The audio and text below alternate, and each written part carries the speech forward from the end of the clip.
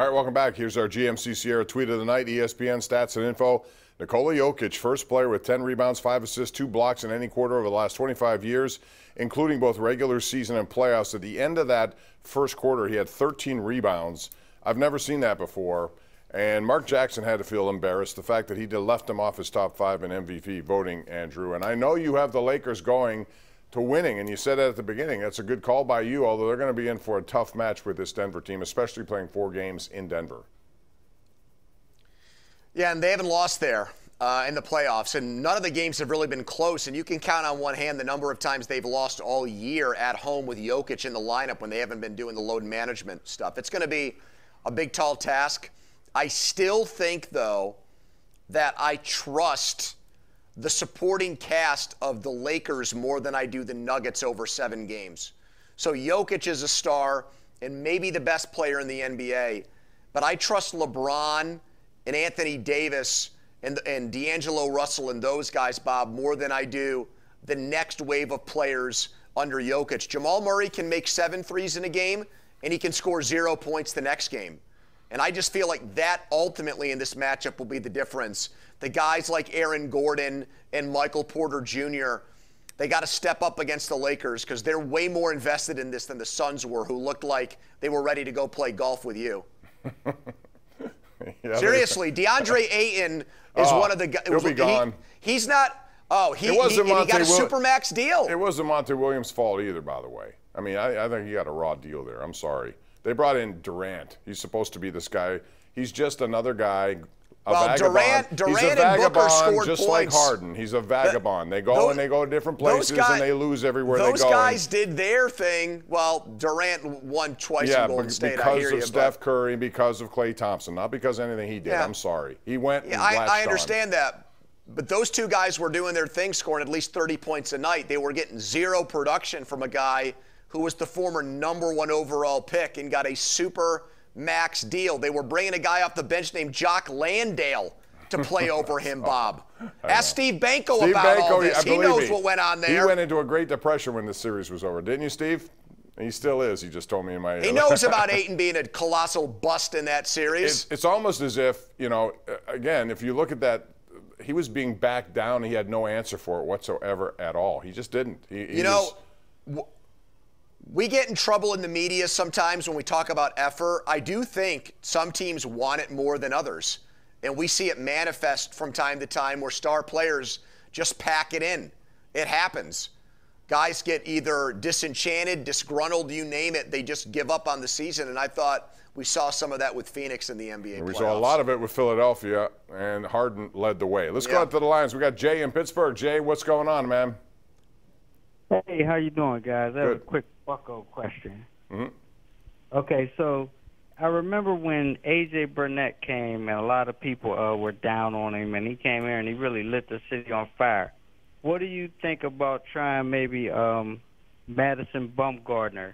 He's just sitting around doing nothing. He might be the arm that he might get his career back. At this point, he might be their best hitter. I mean, the guy was a phenomenal hitting pitcher. You're right. I might sign him just to DH him. I mean, pitching really is not their problem. No, it's hitting. Yeah, pitching's not their – exactly. I mean, they gave up 4 runs, which is not ideal. But coming into tonight, the only team in the National League with a better ERA was the Braves.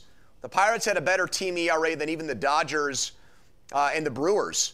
So that's not been the issue. It's just that their offense – Bob, this is the first time since 1968 they've had a run of 14 games scoring less than 5 runs. That was the year of the pitcher. They had to lower the mound the last time something like this happened to the Pirates. No, and there's no sign that it's going to get any better either. I don't know who you count on at this point to make that happen. Zach Williams has a tweet for us. He says, absolutely no sense of urgency from the Pirates against a bad Detroit team. Well, the Detroit team is bad, but it's not playing as bad as the Pirates. Let's go back to the lines. We have Joe in Verona who joins us on line 1. Hey, Joe. Hey, Bob. Hey, Pony. What's up? Hey, Joe. Wow. Reynolds bats second, and I know you guys say no home runs. Okay. He has a lot of doubles. He's close to 300. Well, when you have your 8th, 9th, and number 1 hitters never getting on, he's not going to get any RBIs. And Jason Mackey suggested that I mean, he's just talking, but he said Hayes is putting too much pressure. He's not a hitter anyway. You should put him in the sixth spot so he can relax and move it around and move Reynolds down to, maybe fifth or fourth or something, just to move it around. But this is a manager. He doesn't have any imagination, so I guess we get what we get, and that's all I got to say. Well, I'll tell you another one. Carlos Santana, after a decent start, he looks worn out to me. I don't know.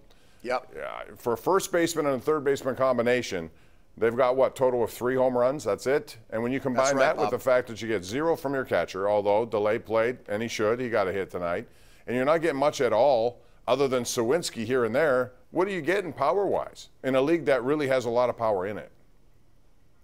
Well, I agreed, and you had a guy named Milt Palacios, or whatever the guy's name is, out in right field tonight. Josh. I've never heard of the Josh, yeah.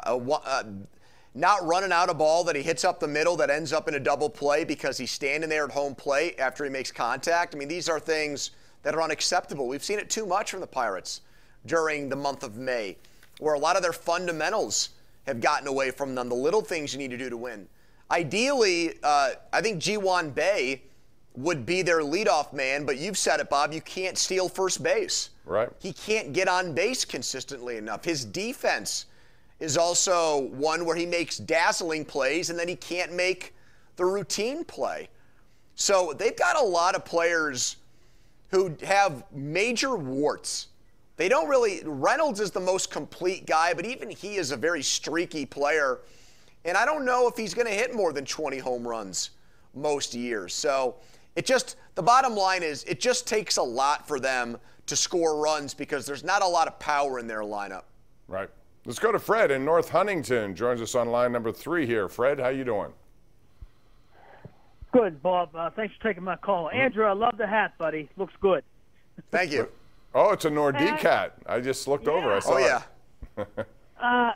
A quick question, Bob. 2-part question on the Steeler offensive line going into this year. Would you agree that there's at least 2 spots that are probably wide open going into camp and will be determined before the season starts? And my other question is, I'd like to ask you and Andrew, right now, who do you think the starting 5 for the offensive line would be if you had to take a guess? Well, you say wide open. I hope you're not talking about left tackle because to me it's got to be Broderick Jones based on what he brings. So, Andrew, I would not look at it as wide open. I would expect him to win that job. And if not, I'd be a little disappointed, or I'd be patient enough to say, okay, maybe later. But I would expect that he's that guy. They moved up to get that guy. He better be that guy. I think their offensive line is pretty much set in stone. I think it's Broderick Jones. I think it's Sayamalu at left guard. I think it's Cole at center. I think it's James Daniels at right guard. And it's Chukes Okorafor at right tackle. Mm-hmm. And the next men up are Herbig and Dan Moore. And I think that's a big upgrade over what you had the last few years. And then guys who have been starters like Dotson and Green are relegated to the bench. And maybe one of those guys, maybe Dotson ends up getting traded, Bob. I don't think you'd get anything for Green, but maybe a team would look at Dotson as a run-blocking guard that they might give up a late-round pick for. Yeah, I think that's a good call, but that's exactly it. I don't think there's any debate about any of those positions right now the way it stands. And if Broderick Jones proves he can't handle it, then you start Dan Moore to start the season and see where it goes from there. But I think ultimately that's going to be his job for the, hopefully, next decade. We're going to take a break here, Andrew. Come back with more. It's 412-575-2600. We're right here live on the Ireland Contracting Nightly Sports Call.